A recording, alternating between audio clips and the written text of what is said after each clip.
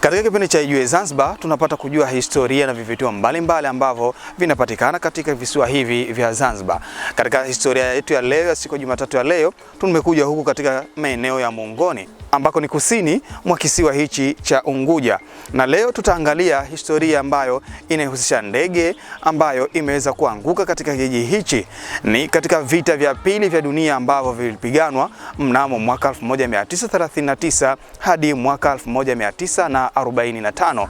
Inasemekana kati ya Wajerumani pamoja na Waingereza walikuwa wanapigana pamoja na washirika wao katika vita hivyo. Leo hii tutapata kujua ndege hii haswa ilikuwa ni ya upande gani, lakini pia ilikuwaje hata kaweza kuja kuanguka katika maeneo haya. Je, Zanzibar inahusika vipi na vita hivyo hadi ndege hiyo kuweza kuja kudondoka katika maeneo haya? Jina langu ni Salum Chibala, mimi nikwambie karibu uwe nami mwanzo hadi mwisho kujua mengi kuhusiana na historia hii yetu ya leo. Eneo dogo ambalo linahusika na historia nzima ya ndege ambayo ilianguka mnamo mwaka 1939 hadi mwaka 1943 katika vita vikuu vya dunia. Eneo la Mungoni linaitwa eneo la Kichanzi, ndilo eneo ambalo ndege hiyo inasemekana kwamba iliweza kudondoka katika maeneo hayo.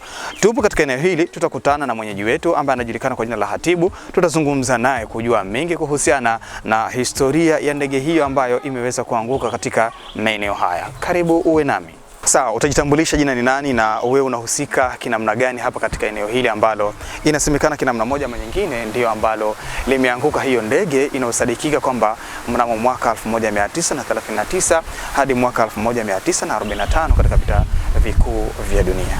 Mimi kwa jina naitwa Hatib Hamis Ali, ni mzaliwa wa kijiji hiki cha Mungoni na nimeishi hapa kwa miaka kadhaa na ninaelewa historia pamoja na mambo mengi ambayo yanapatikana katika kijiji changu cha Mungoni.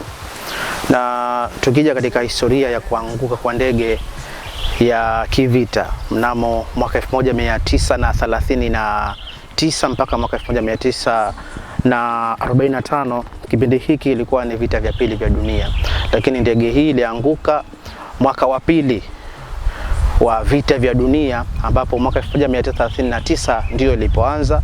Mwaka 1940 ikawa ni mwaka wa pili wa vita vya pili vya dunia. Kwa hiyo ndege hii ilianguka na inasemekana sababu ya kuanguka ni kutokana na kupigwa katika ubavu wake. Moja kati ya ubavu wa ndege ilipigwa katika eneo la kusini mwa kijiji cha Mungoni, nazungumzia maeneo ya Mtende, na hakuna ushahidi kamili juu ya kupigwa katika eneo hili, lakini wazee wengi walikuwa wanasema kwamba ndege hiyo ilikuwa inatoka katika maeneo ya kusini mwa kijiji hiki cha Mungoni. Kwa hiyo baada tu ya kupigwa kuna hitilafu, ingawaje haikupata athari kubwa sana. Kwa hiyo rubani alipoona kwamba ndege imemshinda, moja kwa moja aliona kwamba usalama wake ni kuitua ama kuanguka kwake anguka katika maeneo ya bahari. Na ukiangalia katika kijiji hiki cha Mungoni tumezungukwa tumezungukwa kwa kiasi upande wa magharibi kuna bahari ambayo imeingia. Sasa aliona kwamba ni bora kuja kuileta maeneo haya, na alivyoshindwa sasa moja kwa moja ikaanguka katika eneo hili ambalo tupo hapa, na kulikuwa kuna migerenge, miti ambayo migerenge mikubwa kabisa, na migerenge hiyo ilikuwa kwa kiasi kikubwa sana iliweza kuwa ni msaada kwa hiyo ndege, sababu ilianguka kule, ilianza kule juu kidogo, baadaye ikawa inaanguka kidogo kidogo mpaka kufikia chini.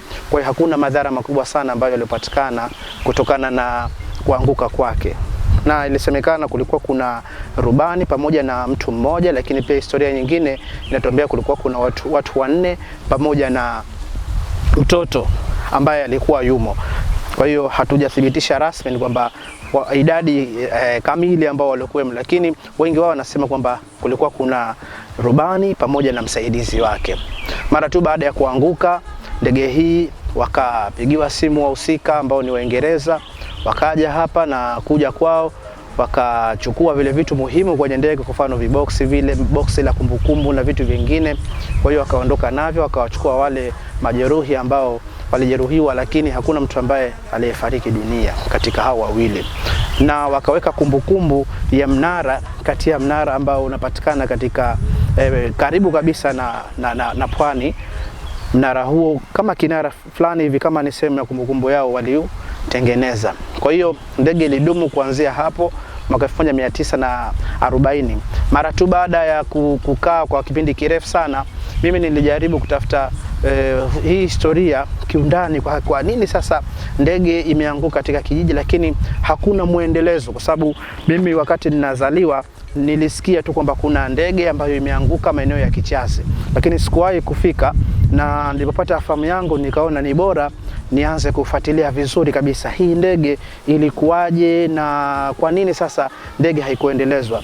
Kwa hiyo nikajaribu kutafuta baadhi ya watu ambao walikuwepo, nikajaribu kuwauliza, lakini pia watu ambao walikuwa nafahamu historia kwa kiasi, baadhi ya wana historia wa kijiji chetu, wa kijiji, lakini pia nje ya kijiji.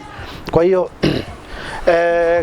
kusema kweli, sababu ambayo nilipata kwamba ndege haikudumu kwa sababu kipindi hiko ilikuwa bado serikali ya mapinduzi ya Zanzibar haipo, ilikuwa chini ya ufalme wa kikoloni, utawala wa kikoloni ulikuwa unatawala wa kipindi hicho. Sasa baadaye wale watu wa kijiji hiki wakaamua kwamba ni heri bora watengeneze mfumo rasmi wa kuhifadhi hii ndege ili ije kuwa ni kumbukumbu baadaye, lakini wazee walikataa kwa sababu wakiamini kama ndege itaikiwa mazingira hayo basi hata mashamba yao yatakuwa hayapo salama.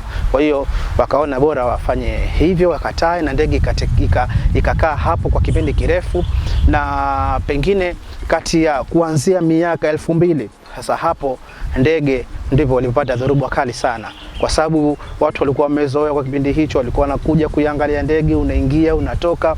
Sasa miaka ya 2000 kizazi kipya kilipokuja, kuna baadhi ya watu walikuwa wanaona kwamba ndege kuwepo hapa kweli ni utajiri ambao tumeletewa hapa katika kijiji chetu. Kwa hiyo kilichoendelea ni kwamba kuna mfanyabiashara ambaye ametoka nje ya kijiji, alikuja kwa lengo la kutaka mali chakavu, nasema vyuma chakavu, na hapo sasa akamuita mmoja kati ya mtu ambaye anamuamini sana kwa ajili ya kuweza kupata vyuma chakavu ambavyo vinatokana na ndege. Kwa hiyo akapewa tenda yule bwana mkubwa, kupewa tenda, kaingia kazini, kachukua misumeno, kachukua mashoka, kachukua kila kitu ambacho akiamini kwamba ndege ataisambaratisha na kuweza kuchukua baadhi ya mabati. Yaani lengo lake ilikuwa ni mabati tu yale ili apate fedha. Kwa hiyo ndio hivyo ikaanza kuhujumiwa, ikapigwa misumeno, ikapigwa manyundo, mpaka ndege ile ikawa haipo kabisa, na mabati yalikuwa yametapakaa katika eneo hili, lakini pia katika vijiji jirani ambavyo walipata nafasi wa kuja kuchukua baadhi ya mabati. Na katika ufuatiliaji wangu kuna mabati yamefika mpaka maeneo ya Paje.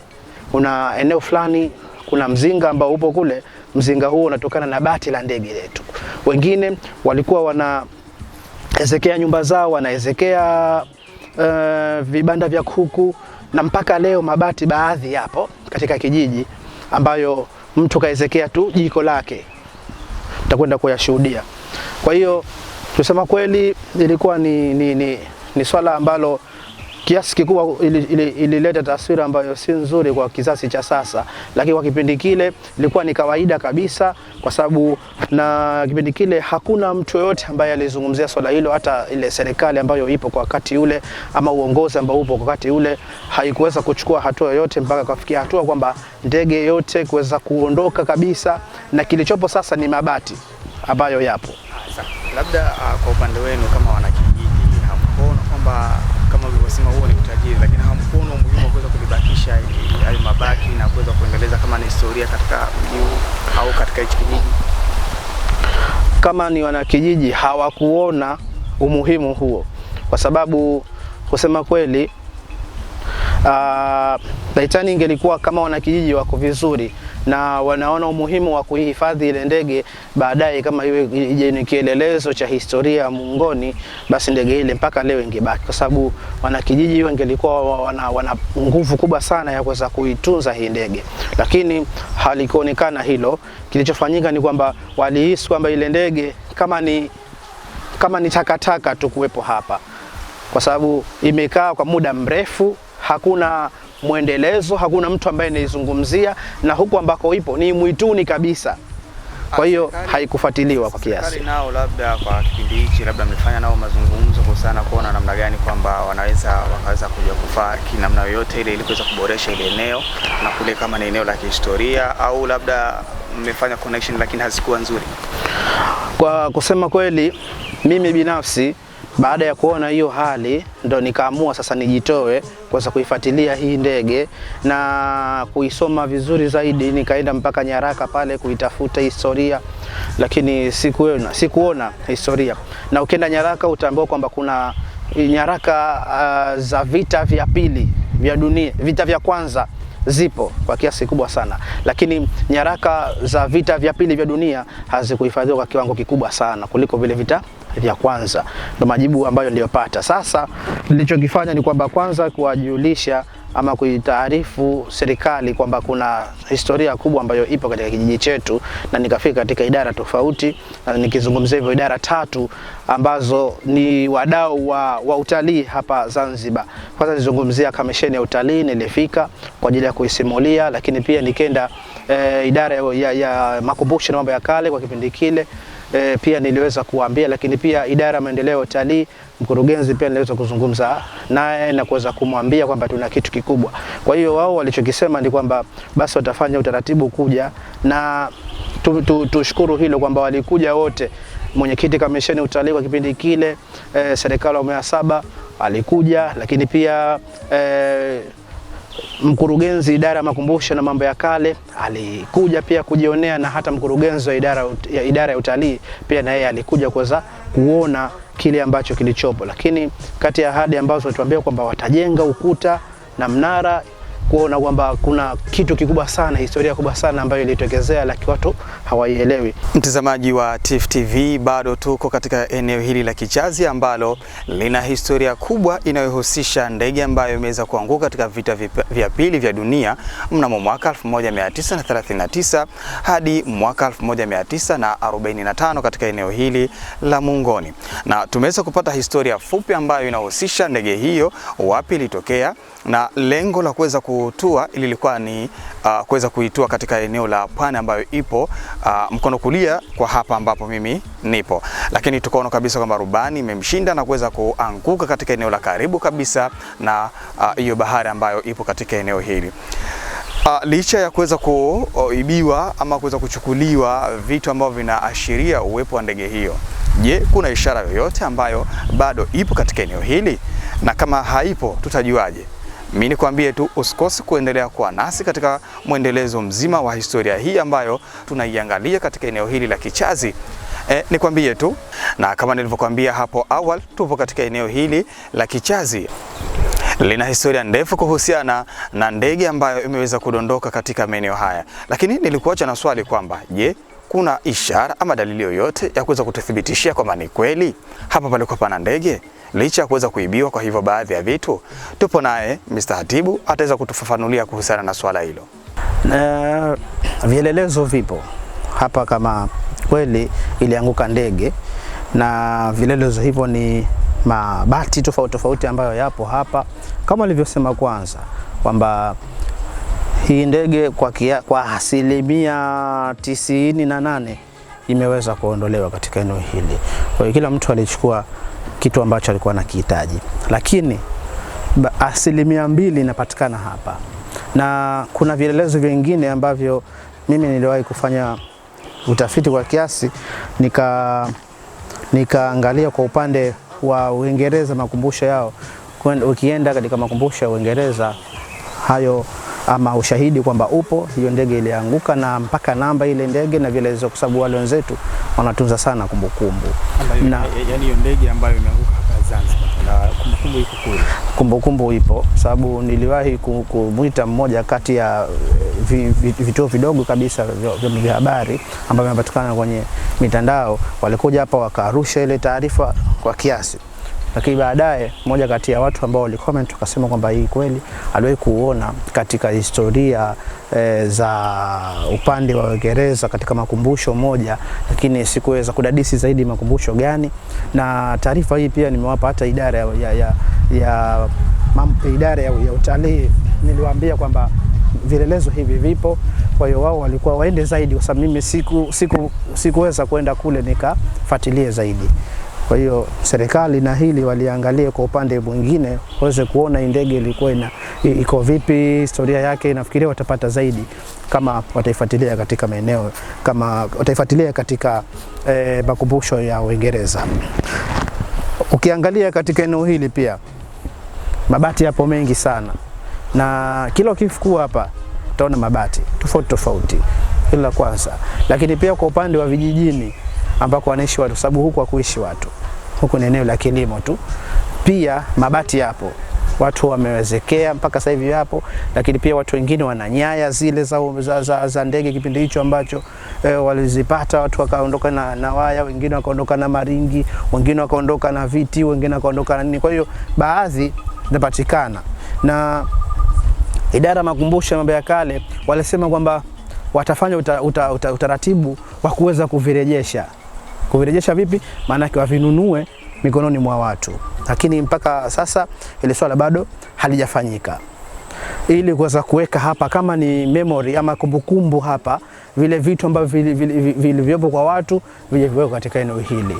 Na hilo pia tunaomba iliwezekana walifanya, kwa sababu hii historia imepotea, na kama ikiendelea hivyo kwamba haifuatiliwi, basi itazidi kupotea zaidi. Vizazi vijavyo, tofauti na sisi ambao tumeamua kuweza kuifuatilia, watakuwa hawaielewi kabisa. Kwa hiyo randa humu tutaona mabati tofauti. Sawa mtazamaji, imani yangu kabisa kwamba umeweza kufaidika na hicho ambacho amekupatia Mr. Khatib. Lakini sasa tulezetu tukaone hayo maeneo ambayo au hayo hizo alama ambazo zinahusiana na hiyo ndege ambayo imeweza kuanguka katika eneo hili. Tafadhali.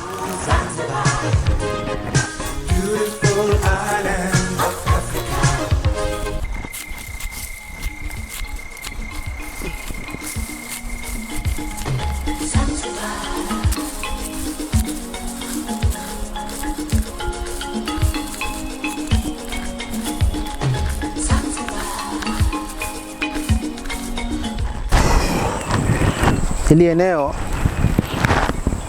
kuna mabati ambayo yapo katika maeneo tofauti. Kwa hiyo sehemu nyingine tunaweza tukapata tukayaona, lakini sehemu nyingine tunaweza tukayakosa kwa sababu hajahifadhiwa rasmi.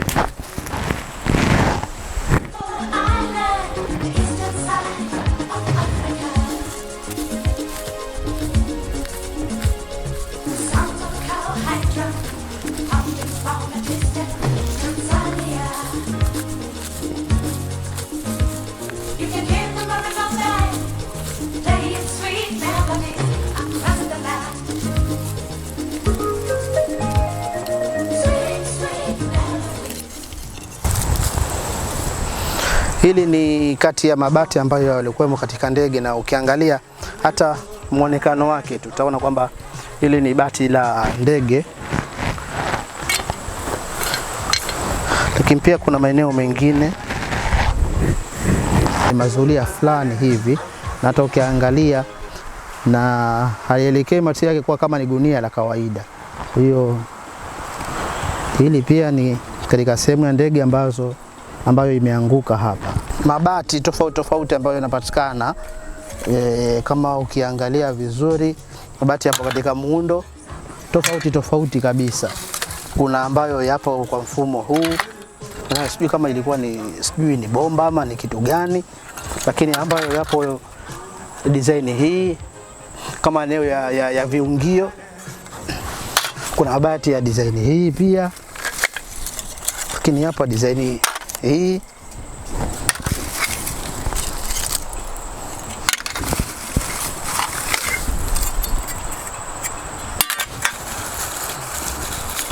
Na hata ukiangalia mabati yanaonesha kwamba kukatwa kwake amekatwa kwa vitu vya kawaida. Kwa mfano pengine amekata kwa msumeno, sio amekata kwa nyundo, sio amekata kwa kutumia vitu kawaida kabisa, havikatwa kwa mfumo rasmi. Kwa hiyo hii ni ishara ya kwamba ndege hii ilianguka katika vita vya pili vya dunia, na baadhi ya mabati ambayo yanapatikana hapa, ile 2% ambayo niliyosema ni hivi ambavyo vipo hapa. Mtazamaji wa Ijue Zanzibar, bila shaka umeweza kufaidika vya kutosha kuona kwamba ni kweli eneo hili ni miongoni mwa maeneo ambayo yanasadikika na historia kubwa kabisa, na haswa kutokana na kuanguka kwa ndege katika vita vya pili vya dunia ambavyo vilipiganwa mnamo mwaka 1939 hadi mwaka 1945 katika eneo hili. Tumeona mwenzetu hapa katuonesha baadhi ya vitu ambavyo kinamna moja nyingine vina ishara kwamba ni kweli kwamba hiyo ndege iliweza kuanguka katika maeneo haya. Hatuna budi kuweza kukuonesha pia miongoni mwa vile vitu ambavyo inasemekana kwamba viko katika mitaa huko ambavyo wanakijiji wameweza kuchukua hayo mabaki na kuweza kujengea katika nyumba zao. Hizi ni miongoni mwa dalili ambazo zinaonyesha kwamba dhahiri kwamba hapa kweli kulikuwa kuna ndege ambayo ilianguka katika mapigano hayo. Binafsi nimefaidika vya kutosha, bila shaka na wewe utakuwa umefaidika vya kutosha, lakini kwambie baki hapo hapo, tunaenda zetu kijijini kuweza kupata hayo mabati mengine ambayo yanasadikika kwamba ni miongoni mwa vitu ambavyo vimetokana na hiyo ndege ambayo imeweza kuanguka katika maeneo haya.